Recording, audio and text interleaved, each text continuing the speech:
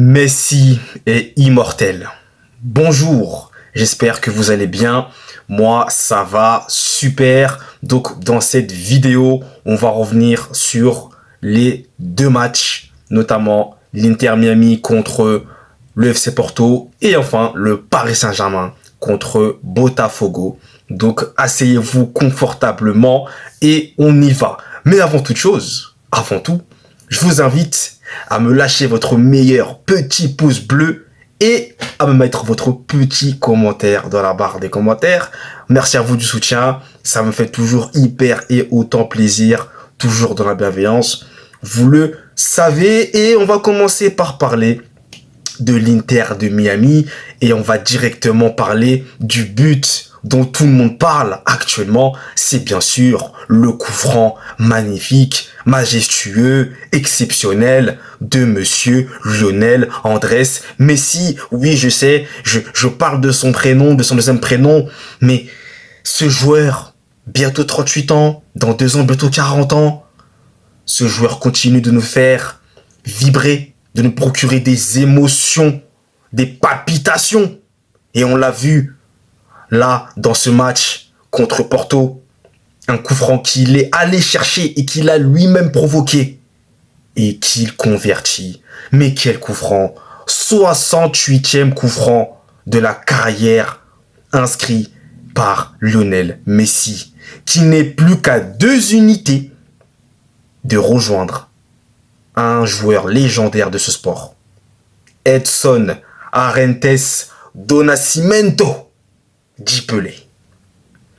C'est exceptionnel. Exceptionnel. Messi est immortel, comme je l'ai dit en ce début de vidéo. Et il le prouve, encore une fois, avec ce magnifique coup franc. Mais, pour parler plus globalement du match, quand même, il faut dire que le FC Porto peut s'en vouloir d'avoir perdu ce match. Puisqu'en première mi-temps, le FC Porto a clairement surclassé l'Inter de Miami. Ils ont d'ailleurs obtenu un penalty à juste titre, qui était amplement justifié, penalty converti par Samu, mais pas très bien tiré. Voilà. Ils auraient pu aussi marquer un deuxième but, par l'intermédiaire notamment de Rodrigo Moura, si je me dis pas de bêtises exactement. Et ils ont raté cette occasion.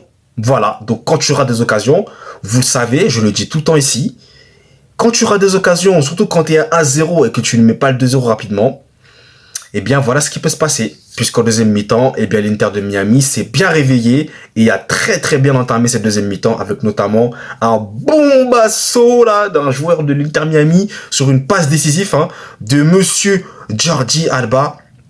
D'ailleurs quand je repense à Jordi Alba, je pense à un match, un classico. Désolé, je fais une petite parenthèse, je whippine un peu tout. Mais en fait, je pense à une passe qu'il a faite à Messi. Tout le monde, vous vous en souvenez de ce but de Messi qu'il inscrit dans un classico au Bernabéu en plus, où il enlève son maillot, célébration légendaire, iconique, but incroyable. Je me souviens. Jordi Alba qui était d'ailleurs passeur décisif sur ce but. Ça me rappelle de mauvais souvenirs en tant que supporter du Real Madrid. Voilà, c'est une petite parenthèse. J'ai un peu tout mélangé, j'ai un peu tout whipping. Désolé pour ça. Mais pour revenir donc sur le match, l'Inter Miami a montré un meilleur visage en deuxième mi-temps.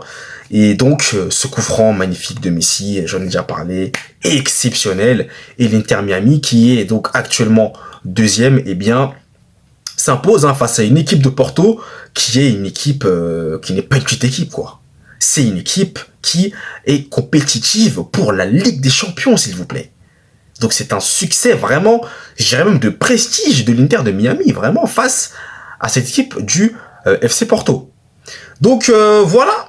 L'Inter Miami donc qui encore une fois, je sais pas si on pourrait dire qu'il est porté par ce légendaire joueur qui est Lionel Messi, mais le coup franc qu'il a mis encore une fois. Vous savez quand il prend la position là pour tirer le coup franc, quand il prend la position là, quand il prend la fameuse position, c'est fini. Dites-vous que c'est terminé.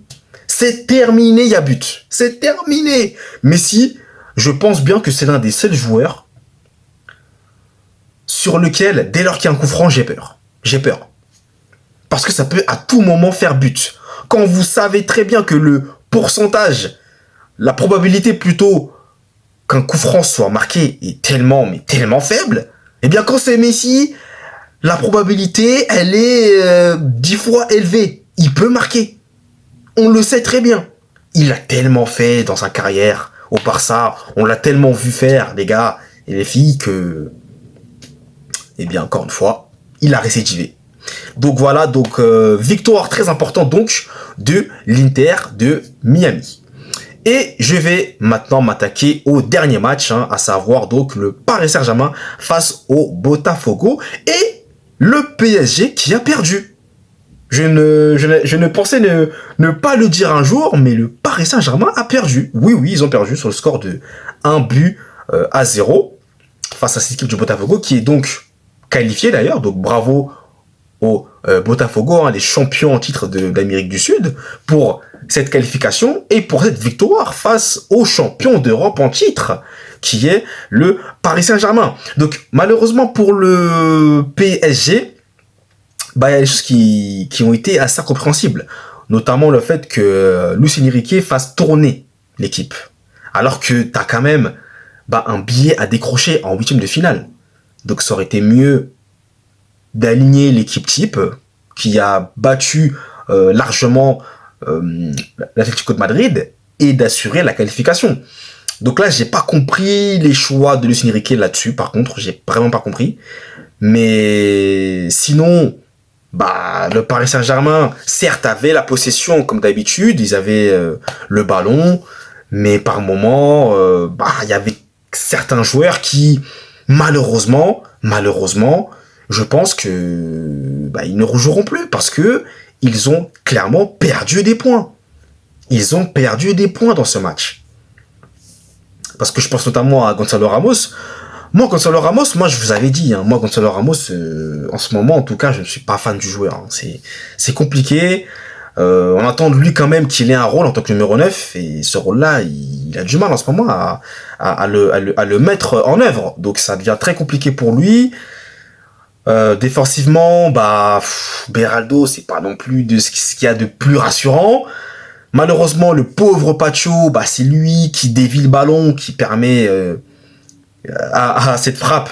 C'est de la réussite, hein, parce que c'est contré par Pacho, qui permet aux joueurs de marquer et qui prend notamment contre-pied Donnarumma, hein, qui ne peut absolument rien faire là-dessus. Il n'y peut rien. C'est pas de sa faute, c'est pas de son fait.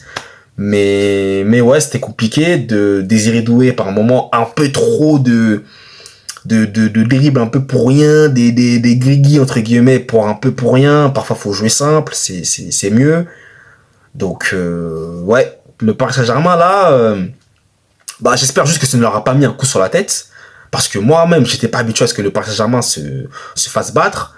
J'espère juste que ça leur a pas mis un coup sur la tête, je pense pas. Après, on peut aussi, pour leur trouver des excuses. Les gars et les filles, ils ont joué un nombre de matchs incalculable. La fatigue a pu se jouer. Pour moi, hein, ça a pu jouer. Après, c'est pas non plus, c'est pas une catastrophe. Tranquille, c'est pas une catastrophe.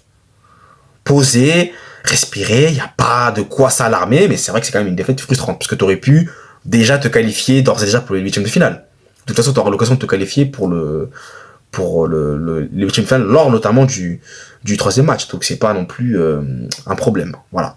Mais ça peut peut-être mettre ça met un coup d'arrêt en tout cas à ce Paris Saint-Germain là. Rien n'est acquis et je pense que sur le prochain match ils vont reprendre. Il n'y a pas de problème là-dessus, je n'ai pas de doute sur ce Paris Saint-Germain. Donc voilà donc pour cette vidéo, dites-moi dans les commentaires vous ce que vous avez pensé de tout ça et nous vous le savez. On se retrouve très vite pour de nouvelles vidéos. D'ici là, prenez soin de vous, restez en bonne santé et surtout passez une très bonne journée. Allez, peace.